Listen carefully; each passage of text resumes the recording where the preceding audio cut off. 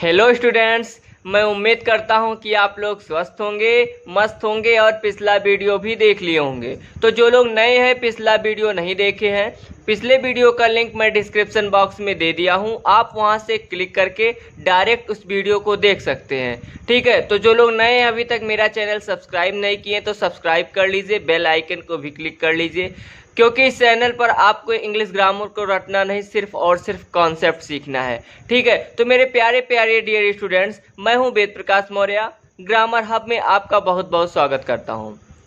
तो आज हम लोग स्टडी करेंगे पास्ट कंटिन्यूअस टेंस के बारे में। ठीक है, तो सबसे पहले मैं जान लेते हैं ये पास्ट कंटिन्यूअस होता क्या है। Past means both, both means जो बीता हुआ हो। ठीक है, कंटिन्यूअस मीन्स लगातार, मतलब जिस सेंटेंस से हमें ये पता चले कि उसमें जो वर्क हो रहा हो वो कंटिन्यूअस हो, मतलब लगातार हो, और वो जो कार्य हो रहा हो वो बीता हुआ हो, यानी वो सेंटेंस आपके पास्ट को बता रहा हो, बीते हुए कल जो है समय को बता रहा हो। ठीक है, तो वो आपका पास्ट कंटिन्यूअस के अंतर्गत आएगा। अब प्रश्न ये उठता है, इसको पहचानेंगे कैसे? तो इसको पहचानने का जो तरीका होता है वो होता है वाक्य के अंत में मेन वर्ब के साथ रहा था, रही थी, रहे थे आदि। मतलब अगर वाक्य के अंत में मेन वर्ब के साथ में रहा था, रही थी, रहेंगे तो हम समझ जाएंगे कि वो पास्ट कंटिन्यूअस टेंस में है। ठीक है, अब हम बात करते हैं इसके axillary verb. Axillary verb means helping verb, मतलब सहायक क्रिया।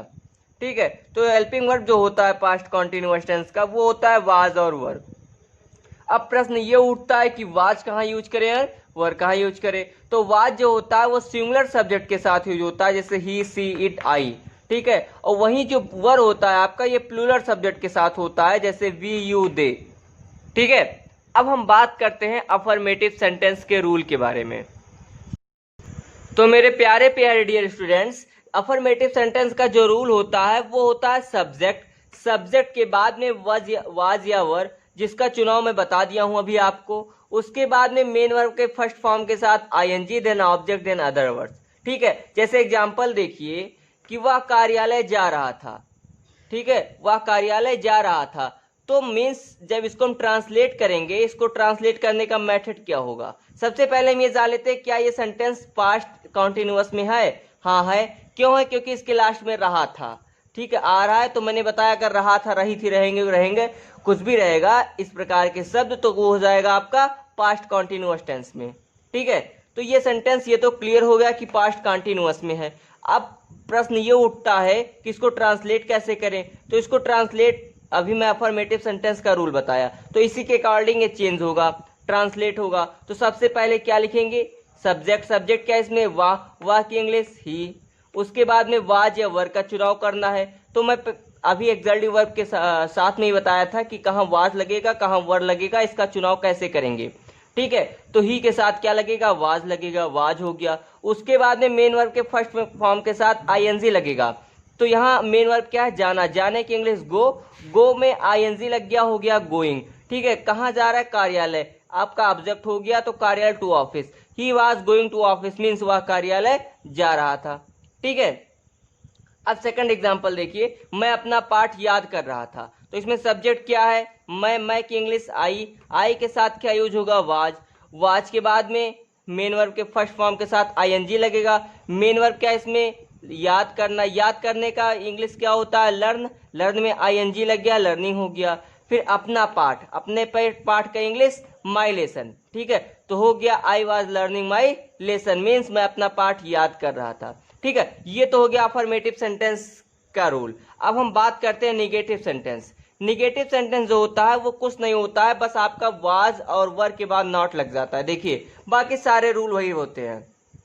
ठीक है, जैसे मैंने एग्जांपल लिया, मैं स्कूल नहीं जा रहा था। ठीक है, तो जब मैंने क्या बताया, सिर्फ सारे रूल अफर्मेटिव के होते हैं, बस एक्सल्टिव वर्ब जो होता है आपका वाज और वर, उसके बाद में नॉट लग जाता है। ठीक है, जैसे मैं स्कूल नहीं जा रहा था तो I was not going to school. ठीक है, नेक्स्ट एग्जाम्पल देखिए, वे दरवाजा नहीं खोल रहे थे, they were not opening the door. बस क्या करना है मेरे प्यारे, सिर्फ एक्सल्टिव वर्ब के बाद नॉट लगा देना है, बस सारा रूल बाकी जो होता है वो अफर्मेटिव सेंटेंस का ही होता है। ठीक है, ये तो हो गया आपका नेगेटिव सेंटेंस का और अफर्मेटिव सेंटेंस का रूल। अब हम बात करते हैं इसके इंट्रोगेटिव सेंटेंस के बारे में। तो मेरे प्यारे, इंट्रोगेटिव सेंटेंस का जो रूल होता है, उसका पहला कॉन्सेप्ट जो होता है वो होता है जब सेंटेंस क्वेश्चन वर्ड से स्टार्ट हो, मतलब प्रश्नवाचक शब्द से स्टार्ट हो, तब क्या रूल लगेगा? तब रूल लगेगा कि एक क्वेश्चन वर्ड का जो इंग्लिश होता है उसे नहीं लिखते हैं, वो जो होता है आपका एक्सक्लेमेटिव वर्ब से स्टार्ट होता है। ठीक है, वो सेंटेंस आपका जब ट्रांसलेट करते हैं तो एक्सक्लेमेटिव वर्ब से स्टार्ट करते हैं। ठीक है, तो सबसे पहले वाज या वर लिखेंगे, उसके बाद में सब्जेक्ट आएगा, देन आपका मेन वर्ब के फर्स्ट फॉर्म के साथ आईएनजी लगेगा, then object, then other words लगेगा। ठीक है, जैसे एग्जांपल देखिए, क्या वह स्कूल जा रहा था, तो अब ये सेंटेंस देखिए आपका क्वेश्चन वर्ड से स्टार्ट हो रहा है ना, हो रहा है, बिल्कुल हो रहा है। देखिए क्या आपका क्या है, यहाँ क्वेश्चन वर्ड है, प्रश्नवाचक शब्द ही तो है। तो मैंने क्या बताया कि जब प्रश्नवाचक शब्द स्टार्ट होगा तो एक्सक्लेमेटिव वर्ब से स्टार्ट करते हैं। ठीक है, तो एक्सक्लेमेटिव वर्ब क्या लगेगा, यहाँ वाज लगेगा। क्यों लगेगा? क्योंकि मैं बताया हूं एक्सक्लेमेटिव वर्ब जो होता है आपका ऑलवेज सब्जेक्ट के अकॉर्डिंग ही लगता है। तो सब्जेक्ट क्या है यहाँ, वाह। वाह की इंग्लिश क्या होता है, ही के साथ क्या यूज होता है, वाज। तो हो गया was he. After then main verb के फर्स्ट फॉर्म के साथ आईएनजी लगेगा। तो जाना, यहाँ क्या है, मेन वर्ब है, तो जाने की इंग्लिश गो होता है, आईएनजी लग गया, गोइंग हो गया। ठीक है, उसके बाद में ऑब्जेक्ट क्या है, स्कूल है, तो टू स्कूल हो गया। ये हो गया was he going to school, means क्या वह स्कूल जा रहा था। ठीक है, अब नेक्स्ट एग्जांपल देखिए, क्या मैं पानी नहीं पी रहा था, तो ये क्या हो जाएगा, सब्जेक्ट क्या है इसमें, मैं की इंग्लिश आई के साथ क्या लगता है, वाज लगता है, तो वाज हो गया। वाज आई, उसके बाद में जो है निगेटिव। देखिए मैंने निगेटिव नहीं बताया, मैं निगेटिव क्या हो जाता है अगर ये सेंटेंस आपका यही क्वेश्चन वर्ड से स्टार्ट भी हो, निगेटिव भी हो। ठीक है, तो क्या करते हैं, सिर्फ और सिर्फ सब्जेक्ट के बाद नॉट लगा देते हैं। ठीक है, सब्जेक्ट के बाद नॉट लगा देते हैं। अगर ये कब, जब ये निगेटिव में भी हो, मतलब क्वेश्चन वर्ड से स्टार्ट भी हो, निगेटिव में भी हो, तो ये क्या हो जाएगा, जैसे देखिए, क्या मैं पानी नहीं पी रहा था, तो was I not drinking water. ठीक है, सब्जेक्ट के बाद आपका नॉट लग जाएगा, बाकी सब कुछ वही रहेगा, सारा प्रोसेस वही रहता है। ठीक है, अब देखिए ये तो हो गया है किसका, जब क्वेश्चन वर्ड से स्टार्ट होगा तब को सेंटेंस में कैसे चेंज करेंगे, तब का रूल था। अब जो नेक्स्ट कॉन्सेप्ट है आपका वो है क्वेश्चन वर्ड जब बीच में हो। ठीक है, मतलब क्वेश्चन वर्ड आपका कहाँ हो, बीच में हो, तब क्या होगा, तब जब क्वेश्चन वर्ड बीच में होगा तो उसकी इंग्लिश लिखते हैं, कहाँ लिखते हैं, सबसे पहले लिखते हैं। बाकी सारा रूल वही होता है, सारा रूल वही होता है, बस आपका जो क्वेश्चन वर्ड अगर आ जाता है, बीच में हो जाता है, तो उसकी इंग्लिश लिखते हैं कहाँ, सबसे पहले। जैसे कि कहाँ का वेयर, क्यों का वाई, ये सब जो होता है वो सबसे पहले लिखते हैं।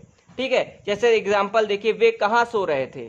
ठीक है, तो ये सेंटेंस में देखिए क्वेश्चन वर्ड कहाँ है, बीच में है ना, कहाँ, यहाँ क्या है, क्वेश्चन वर्ड ही तो है, तो कहाँ की इंग्लिश क्या होता है, वेयर।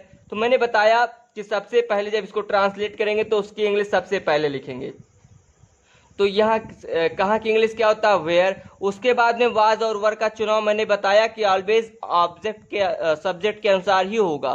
ठीक है, एक्सक्लेमेटिव वर्ब जो होता है उसका चुनाव ऑलवेज सब्जेक्ट के अनुसार ही होगा। तो यहाँ सब्जेक्ट क्या है, वे की इंग्लिश क्या होता है, दे के साथ क्या यूज होता है, वर। तो ठीक है, तो ये हो गया वेयर, वर, दे। उसके बाद में जो है मेन वर्ब फर्स्ट फॉर्म के साथ आईएनजी लगेगा, तो मेन वर्ब क्या है इसमें, सोना। सोने की इंग्लिश स्लीप, स्लीप में आईएनजी लग गया, हो गया स्लीपिंग। ऑब्जेक्ट है नहीं, अदर वर्ड्स है नहीं, इसलिए इसके आगे वैसे ही छोड़ देंगे, तो ये हो जाएगा where were they sleeping, means वे कहाँ सो रहे थे। ठीक है, अब नेक्स्ट एग्जांपल देखिए, तुम काम क्यों कर रहे थे। ठीक है, अब ये सेंटेंस देखिए, क्वेश्चन वर्ड बीच में है ना, तो मैंने बताया क्वेश्चन वर्ड अगर बीच में होगा तो क्या होगा, इसकी इंग्लिश सबसे पहले लिखेंगे। ठीक है, तो सबसे पहले लिखेंगे तो ये क्या हो जाएगा, क्योंकि इंग्लिश वाई के बाद में वर लगेगा। क्यों लगेगा, क्योंकि यहाँ सब्जेक्ट तुम है, तुम की इंग्लिश यू होता है, यू के साथ वर लगता है। ठीक है, तो हो गया वाई वर यू। करने की इंग्लिश क्या होता है, वर्क, वर्क में अगर आईएनजी लग गया हो गया वर्किंग, मीन्स काम करने, एक साथ इसकी इंग्लिश लिखी जाती है काम करने की। ठीक है, तो हो गया why were you working, means तुम काम क्यों कर रहे थे। ठीक है, ये तो हो गया क्वेश्चन वर्ड जब बीच में हो तब। अगर यही सेंटेंस निगेटिव में भी हो मेरे प्यारे, तो क्या हो जाएगा, अगर ये सेंटेंस आपका निगेटिव में भी हो तो आप बताइए क्या होगा। मैंने बताया अगर ये निगेटिव में भी हो क्वेश्चन वर्ड बीच में भी हो, निगेटिव में भी हो, तो कुछ नहीं होता है, बस सब्जेक्ट के बाद में नॉट लग जाता है, बाकी सारा प्रोसेस वही रहता है। ठीक है, सारा प्रोसेस वही रहता है, बस सब्जेक्ट के बाद नॉट लग जाता है। जैसे देखिए, वो एक कहाँ नहीं सो रहे थे, वे यहां लगा दीजिए, मान लिए नहीं, तो क्या हो जाएगा, where were they not sleeping. ठीक है, सब्जेक्ट के बाद नॉट लगा दीजिए, बाकी सारा प्रोसेस वही रहेगा। ठीक है, जैसे देखिए, तुम काम क्यों नहीं कर रहे थे, तुम काम क्यों नहीं कर रहे थे, तो why were you not working. ठीक है, मतलब सब्जेक्ट के बाद नॉट लगा दीजिए, बाकी सारा प्रोसेस वही रहेगा। तो ठीक है, तो मेरे प्यारे प्यारे डियर स्टूडेंट्स, मैं उम्मीद करता हूं कि आप लोगों को ये वीडियो पसंद आया होगा। अगर कहीं कोई भी डाउट होगा तो आप लोग कमेंट बॉक्स में लिखकर पूछते रहिएगा।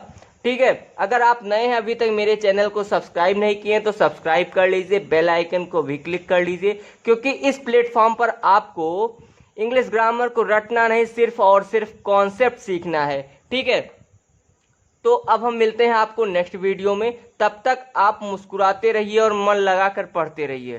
ठीक है, अब हम मिलते हैं आपको नेक्स्ट वीडियो में। जय हिंद, जय भारत।